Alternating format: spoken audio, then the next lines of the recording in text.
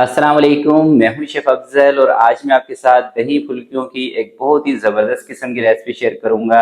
लाहौरी दही बड़ों के अंदर दोस्तों जो फुल्कियां इस्तेमाल की जाती हैं उसको किस तरह से आप बना सकते हैं अपने घर में, अपने किचन में, और एक ही दिन बनाकर आप इसको किस तरह से लंबे टाइम तक इस्तेमाल कर सकते हैं।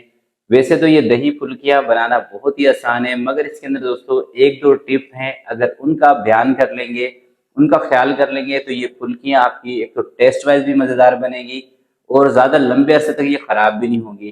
तो वो कौन सी टिप है इंशाल्लाह इस वीडियो में आपको बताऊंगा। वीडियो देखकर आपको मज़ा आएगा और जब भी आप ये रेसिपी ट्राई करेंगे और इसको एज इट इज़ बनाएंगे तो इंशाल्लाह आपकी ये फुल्कियां बहुत ही परफेक्ट बनेगी। तो चलते हैं इस मज़ेदार रेसिपी की तरफ और इसको बनाना स्टार्ट। बिस्मिल्लाहिर्रहमानिर्रहीम। तो आधा किलो बेसन, सबसे पहले बेसन को छान लेंगे। तो फुल्कियाँ अच्छी बनाने के लिए ना दोस्तों बेसन आपका सही होना चाहिए। जितनी अच्छी क्वालिटी का बेसन होगा उतनी ही अच्छी टेस्टफुल और अच्छी सॉफ्ट स्पंची आपकी फुल्कियाँ बनेगी। तो आधे कप से थोड़ा सा ज़्यादा इसके अंदर मैं मैदा शामिल कर रहा हूँ। मैदा इसके अंदर इसलिए शामिल कर रहा हूँ ताकि जब हम इसको पानी के अंदर भिगोएं ना तो इसमें थोड़ी सी मजबूती आ जाए, ये टूटे ना, इसलिए। और आधा चम्मच इसके अंदर मैं ज़ीरा शामिल कर रहा हूँ कूटा हुआ, और एक छोटा चम्मच के करीब इसके अंदर रेड चिली पाउडर शामिल कर रहा हूँ, और इतना ही इसके अंदर नमक शामिल कर रहा हूँ। अच्छी तरह से तमाम चीज़ों को एक दफ़ा से मिक्स कर लेंगे। और अब इसके अंदर पानी शामिल करेंगे। तो सबसे पहले मैं इसके अंदर 2 से ढाई कप पानी के शामिल करूँगा, बाकी बाद में देख के पानी इसमें जितना भी ऐड करना होगा वो हम कर लेंगे। तो 2.5 कप इसके अंदर मैंने पानी शामिल कर दिया है। तो पानी दोस्तों आपने पहले थोड़ा सा कम ही इसके अंदर रखना है ताकि गुठलियाँ ना बने, क्योंकि कम पानी होगा तो आप इसमें ज़्यादा कर सकते हैं। अगर ज़्यादा पानी हो जाएगा इसके अंदर फिर आपको इसके अंदर बेसन और ऐड करना पड़ेगा। तो थोड़ा सा पानी इसके अंदर मैंने और शामिल कर दिया है। तकरीबन 3 कप के करीब पानी इसमें लग गया है। अच्छी तरह से इसको फेंटना है आपने, और एक ही साइड पर फेंटना है, क्योंकि दोस्तों इसको जितना आप अच्छी तरह से फेंटेंगे ना उतने ही आपकी जो फुल्कियाँ हैं ये स्पंची बनेंगी और हल्की बनेंगी। ज़रा सा इसके अंदर मैंने जर्दा कलर शामिल किया है और आधा बड़ा चम्मच खाने का सोडा यानी कि मीठा सोडा इसके अंदर शामिल किया है। और दोबारा से इसको मैं फेंटूंगा तकरीबन 5 से 7 मिनट। अगर आप इसके ऊपर मेहनत कर लेंगे ना तो फुल्कियाँ आपकी बहुत ज़बरदस्त बनेंगी। तो इसलिए फेंटना इसको ज़रूरी है।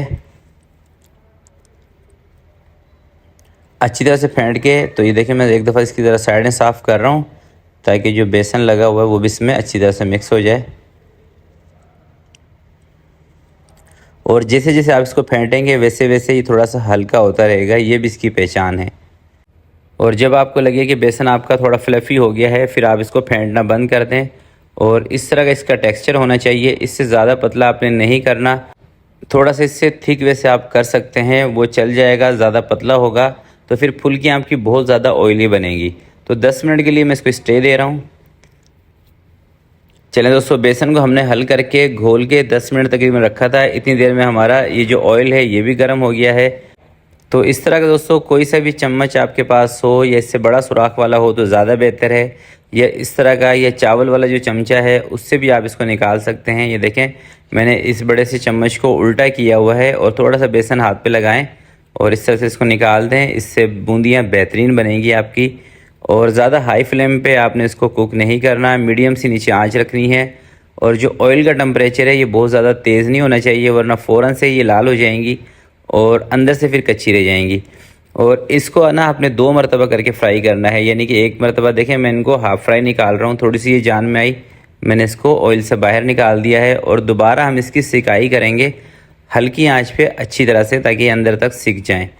तो एक दफ़ा सारे बेसन की जो बूंदियाँ हैं इसको हाफ़ फ्राई करके रख लेते हैं और दोबारा फिर इसी ऑयल के अंदर जब सारी बूंदियाँ मैं हाफ़ फ्राई कर लूँगा फिर इसको फुल फ्राई करूँगा।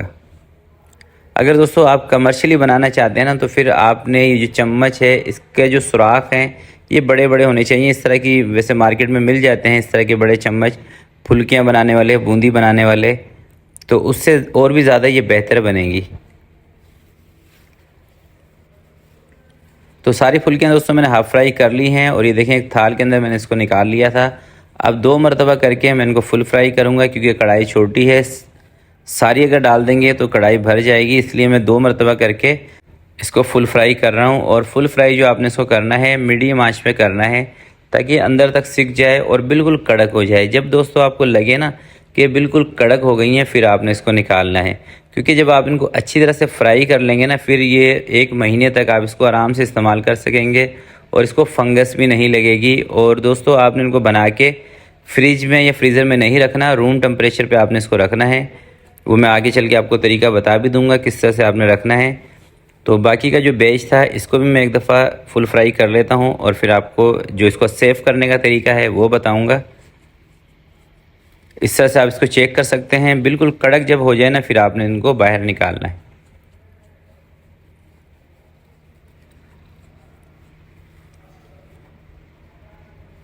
तो ये देखें दोस्तों, बूंदियाँ हमारी सारी फ्राई हो चुकी हैं। ठंडा होने का इसका वेट करते हैं, रूम टेम्परेचर पे आने देंगे इसको और उसके बाद हम इसको सेव करके रखेंगे।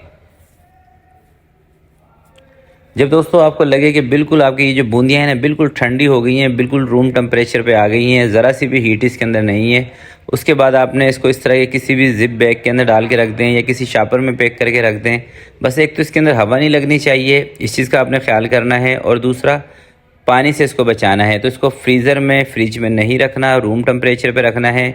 और इस तरह से अगर आप इसको अच्छी तरह से फ्राई कर लेते हैं ना, फिर आप इसको 1 महीने तक आराम से इस्तेमाल कर सकेंगे इंशाल्लाह।